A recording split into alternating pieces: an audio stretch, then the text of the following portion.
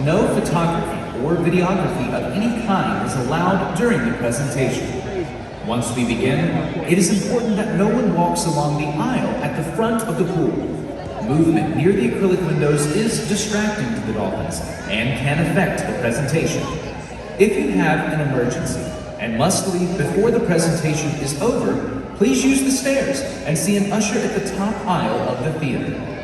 Once the presentation is over, please remain seated until an usher indicates that it is time for your section to stand and exit the theater. Finally, if you are sitting in the gray seats in the first 10 rows, you are located in our designated soak zone, and there's a very good chance that you could be drenched with ice-cold salt water. To avoid the chance of you or your belongings getting wet, you should seek higher and drier ground at this time. Once again, the first 10 rows, our officially designated soak zone. And now, with an exclusive look at how we train our dolphins, please welcome to the stage one of our dolphin trainers. Good evening, everybody. How are we feeling today? That is really great to hear. Welcome to Dolphins in Depth. My name is Megan, and as one of the dolphin trainers here at Georgia Aquarium, I have the unique opportunity of getting to interact with these amazing animals on a daily basis. Being a dolphin trainer is truly a dream come true, and today we are all so excited to give you a behind-the-scenes look at how we care for and train these amazing animals each and every single day. And now it's time to introduce you to the real life of the party, our family of bottlenose dolphins. First up, if you'll direct your attention over to the left-hand side of the habitat, he's going to be sliding out with one of his trainers. This is Kay and Lucy.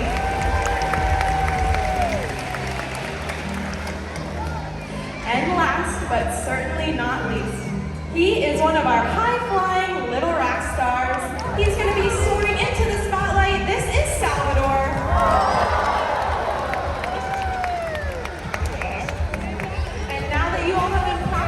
Introduced to these two boys. They're going to be heading over towards your side of the habitat for an up-close and personal look.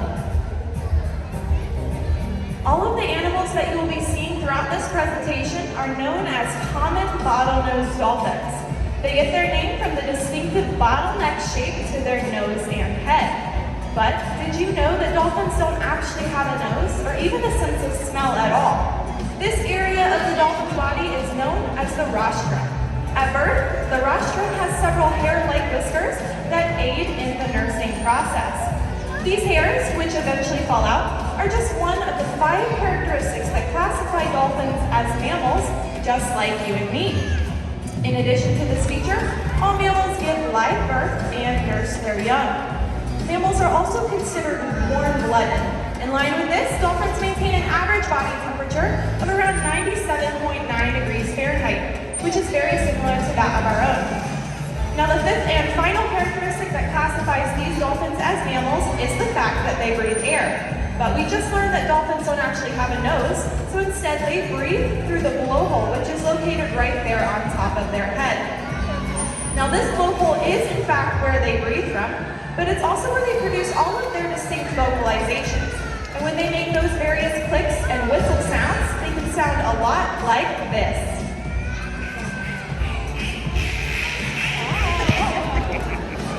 Thank you, boys. I couldn't have said that any better myself. Now, a dolphin's tail is actually made up of 2 separate fins called flukes. In order to reach top speeds, they must push these flukes in an up and down motion, perfectly demonstrated along the glass by Salvador's best impression of a mermaid.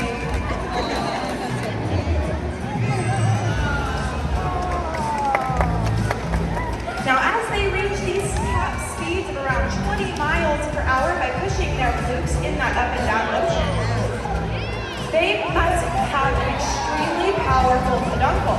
But you might find yourself wondering, what is a peduncle? That is the area of the dolphin's body located right behind the dorsal fin and just before the tail flukes. This strong region is where a dolphin gets all of its strength. Not only does it allow them to be swift and powerful swimmers, it also allows them to propel themselves up and across the water.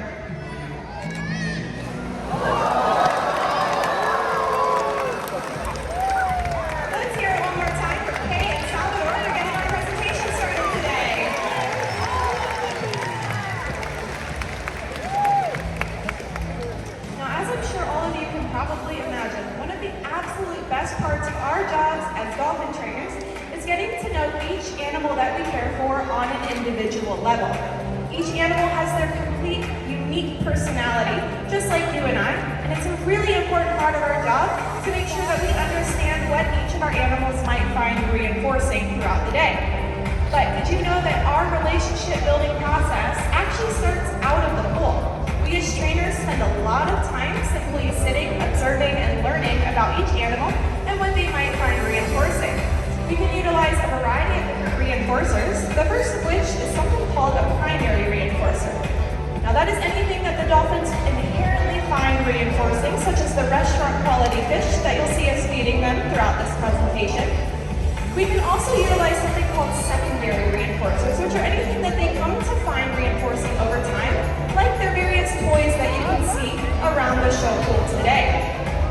What we have found though with our dolphins in particular is that they seem to find time spent in the water, one-on-one with their trainers, highly reinforcing. So for this next portion of our presentation, we're going to be having 3 of our more experienced trainers get into the water with these 3 ladies to show you that relationship building process. So everybody sit back, relax, and enjoy.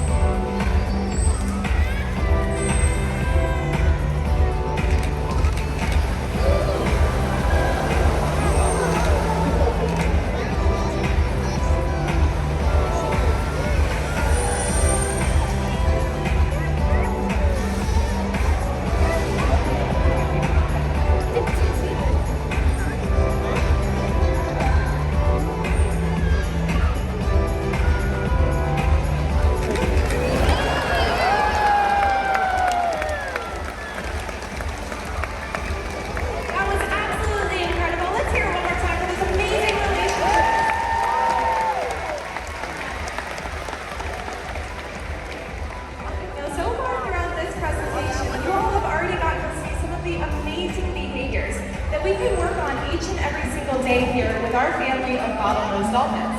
But you might find yourself wondering, how exactly do we train those different behaviors?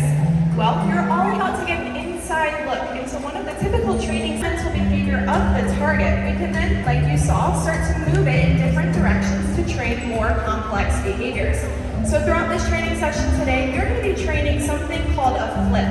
Now in this behavior, we ask our dolphins to come up all the way out of the water, flip in a full 360-degree rotation, and then land with their rostrum first back into the water.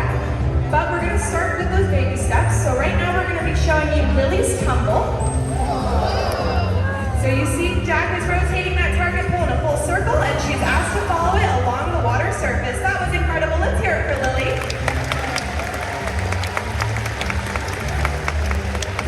Now to take this another step further, we actually have one of our dolphins over on the right-hand side. Her name is Coquina. She's going to be working on a little bit more of an advanced version of this flip.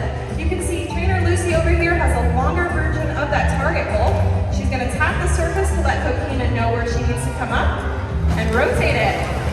That was amazing. Let's hear it for Coquina. right, so it looks like we're gonna do that one more time because we do wanna make sure that each animal understands the step before we move on to a more complex one. So we heard that tap. Let's see how she does. All right, that was an amazing approximation for Coquina. All right, and now we're gonna have another one of our dolphins. Her name is Luna. She is actually gonna be working on the finalized version of this behavior. So you see we have an extra long target pull down on the left-hand side of the theater right now. We're gonna be sending Luna on that flip behavior with the hand signal. So you'll see her trainer give her that hand signal. She's gonna head over and we're looking for proper positioning. So you'll see that Jack is gonna tap the surface of the water with that target pull. That just lets Luna know where it's expected. So let's see how she does.